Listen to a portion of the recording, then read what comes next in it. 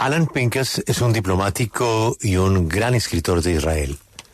El señor Pinkas trabajó con Shlomo Ben Ami y David Levy, ambos ministros de Exteriores, y ha sido asesor de política exterior de Shimon Peres y de Ehud Barak. Ha trabajado en el servicio diplomático en Nueva York y es consultado permanentemente por varios medios de comunicación. En 2009, el Ministerio de Exteriores aprobó su designación como embajador de Israel ante las Naciones Unidas. El primer ministro Netanyahu no lo quiso nombrar. Y esa es la primera pregunta. El señor Netanyahu, Ana, saludando al profesor Pinkas, ¿qué responsabilidad le cabe en todo lo que está pasando en Gaza? Good morning, Mr. Pinkas. Thank you very much for your time today at W Radio. Good morning. Good to be with you. Let us begin by asking you, in your opinion, what responsibility does Prime Minister Benjamín Netanyahu have in everything that's happening right now in Gaza? 100% responsibility. He should have resigned on October 7th. He should have resigned 10 times since October 7th.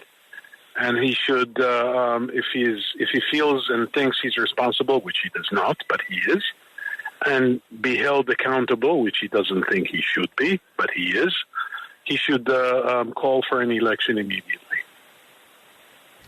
Nos dice que la responsabilidad del primer ministro de Israel es 100% de lo que está pasando en la franja de Gaza. El día octubre 7 ha debido renunciar 10 veces desde ese día, y si se siente responsable, que no se siente, pero lo es, nos dice que se debe hacer responsable de lo que pasó y que se llame a elecciones inmediatamente. Las Naciones Unidas han dicho que Gaza es el infierno en la tierra. Ya hasta el Vaticano usa la palabra genocidio. ¿El señor Netanyahu debe ser juzgado como un criminal de guerra? The United Nations has said that Gaza is close to hell on earth. Even the Vatican has said that what's happening over there is genocide. And the question would be, do you believe that Benjamin Netanyahu should be judged as a war criminal? No, I don't. I have criticism over the management of the war. I have criticism over the fact that there are no political objectives to the war. And I'm willing to be receptive to criticism that the use of force was sometimes indiscriminate. But there's no genocide. There's no intention of genocide. There never was an intention of genocide. And Mr. Netanyahu is reckless and irresponsible, but he's not a war criminal. No cree que Netanyahu sea un criminal de guerra. Eso no lo cree. Si critica el manejo que le ha dado a la guerra, critica el hecho de que no hay un objetivo político con esta guerra, y pues es receptivo también con esa crítica de que ha habido uso indiscriminado de la fuerza, pero no cree que haya genocidio ni intención de hacer genocidio, y nunca lo ha habido. Nos dice que Netanyahu sí ha sido imprudente con respecto al manejo de la guerra, pero no cree que sea o debería ser considerado un criminal de guerra. El gobierno norteamericano está dando señales de que se le termina la paciencia. A mí me gustaría, por favor, preguntarle al invitado cómo cree él que afecta esta situación a las relaciones entre Israel y Estados Unidos y hasta dónde se podrá tensar la cuerda. Right now, it looks like the U.S. government is losing their patience. And how do you believe this current situation is going to affect the U.S.-Israel relationships? And how long can they, stay in this position in which the U.S. is losing its patience? Well, I agree with the question, with the premise of the question. The U.S. is losing patience. It's losing patience because of three reasons, three distinct but connected reasons. The first is that Israel has not heeded any of the advice and any of the requests that the U.S. made since the beginning of the war. The second is that Israel has been ignoring the U.S.'s ideas for post-war Gaza, and indeed the geopolitical architecture that President Biden proposed. And the third is that this is beginning to exact a very high political price from Mr. Biden. So the combination of these three reasons causes the U.S. to lose patience. Now, the U.S. still has a lot of levers that it could deploy and exert pressure on Israel. Until now, it chose not to, only incremental steps. But I think we're very near the point where the U.S. will change policy. Pues nos dice que está de acuerdo con la premisa de la pregunta, porque sí, Estados Unidos está perdiendo la paciencia por tres razones distintas, pero que están interconectadas. La primera es que Israel no ha seguido ninguna de las recomendaciones que ha hecho el gobierno de los Estados Unidos, ni de los pedidos que ha venido haciendo desde el comienzo de la guerra. Segundo, Israel está ignorando las ideas que tiene Estados Unidos y que ha proporcionado sobre lo que debería ser la franja de Gaza después de la guerra. Y la tercera es que esto ha comenzado a tener un precio político bastante importante para el presidente Joe Biden. Así que la combinación de esas tres cosas sí está haciendo que Estados Unidos pierda la paciencia. Ahora pues nos dice que Estados Unidos tiene mucha presión por el incremento de las muertes en la franja de Gaza y pues se podría llegar a ese punto en el que pueda cambiar su perspectiva política. Señor Pinkas, sé que la situación geopolítica es diferente, pero podría pensarse en un futuro con presencia internacional allí en esa zona, como ocurrió en Kosovo, por ejemplo. Of understanding that the geopolitical situation is different, but could you see a future in which there is international presence in the zone, like it was in Kosovo, for example? I hope so, because I think that would be the right model. A sort of in Kosovo, it was called a NATO protectorate, but there is another term, a UN trusteeship, or what is called neo-trusteeship. It doesn't matter what the differences are right now, but there's no question that in Gaza and presumably even in the West Bank for a temporary period of time, there could and should be some kind of an international force, but only in the context of a political process which at this point neither Israel nor the Palestinians seem to be ready to engage in. Pues responde que espera que sí, porque sería el modelo correcto. En Kosovo hubo algo que se llamaba como el protectorado de la OTAN. Nos dice que no hay duda de que en Gaza e incluso en Cisjordania por un periodo de tiempo determinado debe haber una fuerza internacional, pero para eso debe haber cierto contexto de proceso político y ni Israel ni los palestinos están listos para comprometerse a ese proceso político. Convertido en un tema de supervivencia política para Netanyahu, que así aplaza el debate sobre qué falló y en la seguridad de Israel el 7 de octubre?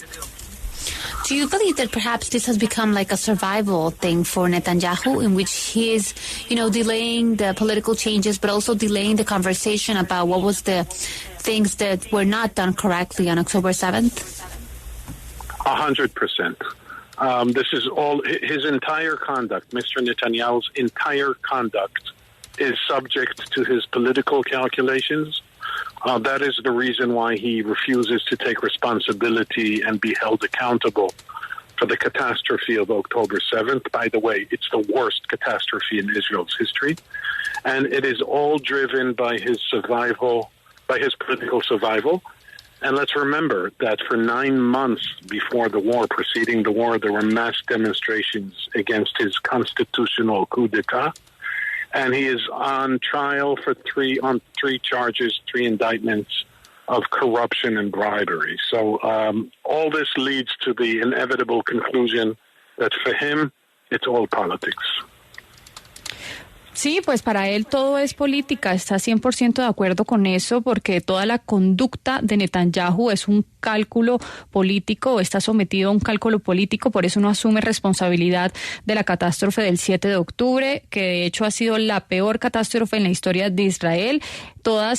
Lo que él lleva a cabo está motivado por su supervivencia política, y por 9 meses antes de la guerra hay que recordar todas esas demostraciones, todas esas movilizaciones que había en contra de su reforma constitucional y las 3 acusaciones y los 3 cargos en su contra que había por corrupción y por soborno.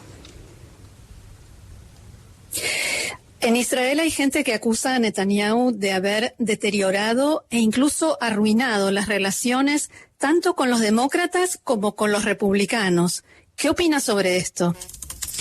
In Israel, some people accuse Netanyahu of deteriorating the relationships not only with the Democrats but also with the Republicans.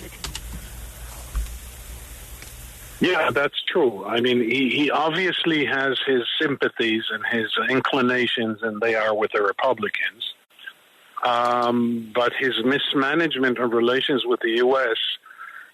Used to be limited just to the Democrats, under President Clinton, and then under President Obama, and then under President Joe Biden. But now I think there's also a rift with the Republicans that, of course, has a different background and a different characteristic, but it is deteriorating. That is correct. Nos dice que sí es correcto que se están deteriorando las relaciones con los republicanos porque es verdad, simpatías o inclinaciones con los republicanos, pero su mal manejo de las relaciones de los Estados Unidos, limitadas, digamos, a los demócratas en el pasado con el presidente Clinton, luego con Obama, luego a Biden, ahora también con los republicanos. Eso tiene un trasfondo diferente. Nos dice que tiene características diferentes, pero sí está de acuerdo con que se han venido deteriorando. El líder de la oposición, Yair Lapid, se pronunció y dijo que él podría llegar a unirse a la coalición del gobierno si los extremistas se van. A mí me gustaría preguntarle cómo ve él esta posibilidad. The leader of the opposition, Yair Lapid, recently said that he could go ahead and unite with the government coalition if the extremists leave. What do you feel about this possibility?